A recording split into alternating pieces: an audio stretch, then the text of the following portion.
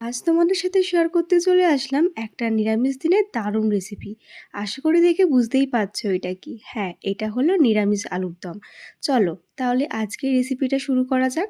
প্রথমেই একটা মিক্সির জারের মধ্যে নিয়ে নিয়েছিলাম পোস্ত, কাজু, চালমগজ, আদা আর হচ্ছে টমেটো, কাঁচা লঙ্কা আর জিরে।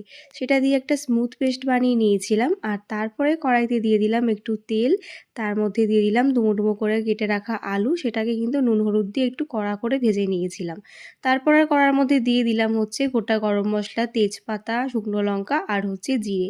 সেটা দেওয়ার পর আগে থেকে করে রাখা মশলাটা এর মধ্যে দিয়ে ভালো করে কষিয়ে নিলাম। আর তার মধ্যে দিয়ে দিলাম একটু নুন, একটু হলুদ আর সামান্য একটু কাশ্মীরি রেড চিলি পাউডার। তোমরা চাইলে কিন্তু এর মধ্যে আলুর দম মশলা অ্যাড করতেই পারো, তবে আমি আর আলুর দম মশলা অ্যাড করিনি।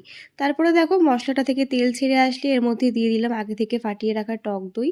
আর টক দইটা যখন ফাটিয়েছিলাম তার মধ্যে কিন্তু একটু চিনি অ্যাড করেছিলাম।